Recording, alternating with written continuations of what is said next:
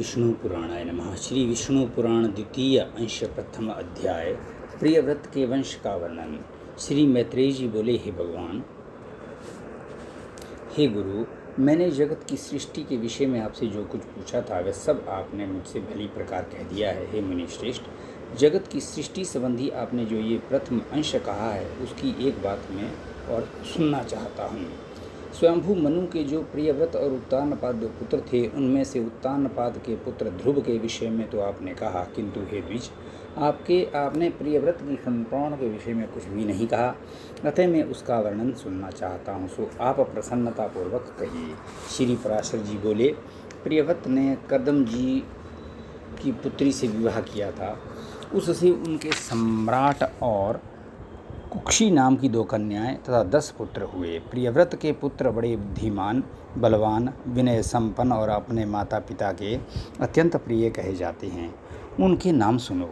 वे अग्निध्र, अग्निबाहु, वपुष्मान, द्वितीमान, मेधा, मेधातिथि, भव्य, सवन और पुत्र थे तथा 10वां यथार्थनामा ज्योतिषमान था। वे प्रियव्रत के पुत्र अपने बल पराक्रम के कारण विख्यात थे। उनमें महाभाग, मेधा, अग्निबाहु और पुत्र ये 3 योग परायण तथा अपने पूर्व जन्म का वृत्तांत जानने वाले थे। उन्होंने राज्य आदि भोगों में अपना चित्त नहीं लगाया। हे मुने, वे निर्मल चित्त और कर्मफल की इच्छा से रहित थे तथा समस्त विषयों में सदा न्यायकूल ही प्रवृत्त होते थे। हे मुनि श्रेष्ठ, राजा प्रियव्रत ने अपने शेष 7 महात्मा पुत्रों का 7 द्वीप बांट दिए। हे महाभाग, पिता प्रियव्रत ने अग्निध्र को जम्बूद्वीप और मेघातिथि को प्लक्ष नामक दूसरा द्वीप दिया। उन्होंने शालमली द्वीप में वपुष्मान को अभिषिक्त किया, ज्योतिषमान को कुश द्वीप का राजा बनाया, द्वितीमान को क्रौंच द्वीप के शासन पर नियुक्त किया, भव्य को प्रियव्रत के शाक द्वीप का स्वामी बनाया और सवन को पुष्कर द्वीप का अधिपति किया। हे मुनि सत्तम, उनमें जो जम्बू द्वीप के अधीश्वर राजा अग्निध्र थे, उनके प्रजापति के साथ 9 पुत्र हुए। वे नाभि, किमपुरुष, हरिवर्ष, इलावृत, रम्य, हिरण्यवान, कुरु, भद्राश्व और सत्कर्मशील राजा केतुमाल थे। हे विप्र, अब उनके जम्बू द्वीप के विभाग सुनो। पिता अग्निध्र ने दक्षिण की ओर का हिमवर्ष, जिसे अब भारतवर्ष कहते हैं, नाभि को दिया।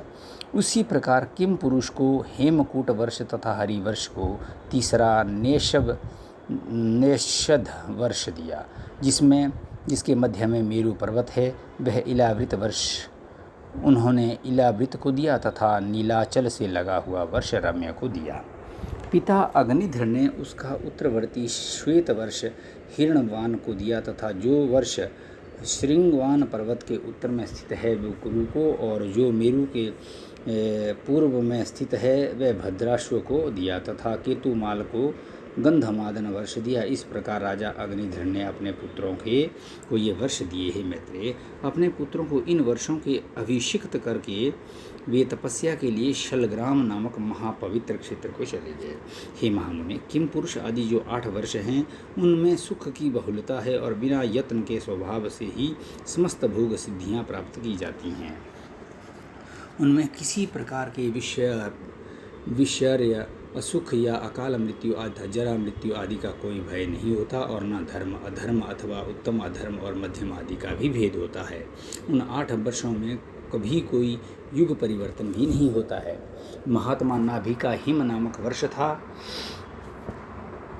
उनमें मेरु देवी से अतिशय कांतिमान ऋषभ नाम पुत्र हुआ। ऋषभ जी से भरत का जन्म हुआ, जो उनके 100 पुत्रों में सबसे बड़े थे।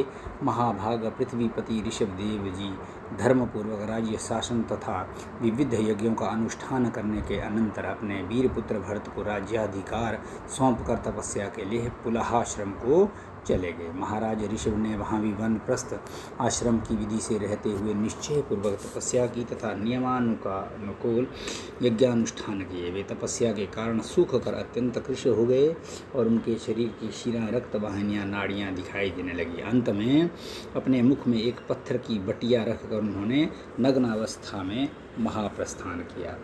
पिता ऋषभ देव जी ने वन जाते समय अपना राज्य भरत जी को दिया था, अतः तब से ये हिमवर्ष इस लोक में भारतवर्ष नाम से प्रसिद्ध हुआ। भरत जी के सुमति नामक परम धार्मिक पुत्र हुआ।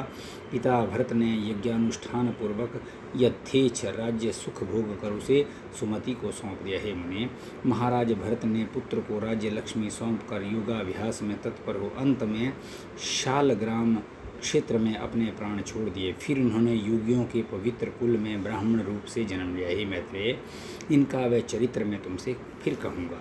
तदंतर सुमति के वीर्य से इंद्रद्युम्न का जन्म हुआ। उससे परमेष्ठी और परमेष्ठी का पुत्र प्रतिहार हुआ। प्रतिहार के प्रतिहर्ता नामक विख्यात पुत्र उत्पन्न हुआ तथा प्रतिहर्ता का पुत्र भव, भव का उद्गीत और उद्गीत का पुत्र अति स्मर्थ प्रस्ताव हुआ। प्रस्ताव का पृथु, पृथु का नक्त और नक्त का पुत्र गय हुआ। गय के नर और उसके विराट नामक पुत्र हुआ। उसका पुत्र महावीर्य था। उससे धीमान का जन्म हुआ तथा धीमान का पुत्र महांत और उसका पुत्र मनस्यु हुआ। मनस्यु का पुत्र त्वष्टा, त्वष्टा का विरज और विरज का पुत्र रज हुआ। हे मुने, रज के पुत्र शतजित के 100 पुत्र उत्पन्न हुए। उनमें विश्व ज्योति प्रधान था। उन 100 पुत्रों से यहाँ की प्रजा बहुत बढ़ गई। तब उन्होंने इस भारतवर्ष को 9 विभागों में से विभूषित किया, अर्थात वे सब उसका 9 भागों में बांटकर भोगने लगे। उन्हीं के वंशधरों ने पूर्व काल में कृतत्रेतादि युग क्रम से 71 युग पर्यंत इस भारत भूमि को भोगा था। हे मुने, यही इस 12 कल्प में सबसे पहले मनमंत्राधिपत स्वयंभू मनु का वंश है, जिसने उस समय इस संपूर्ण संसार को व्याप्त किया हुआ था। इति श्री विष्णु पुराणे द्वितीय अंशे प्रथमो अध्यायः।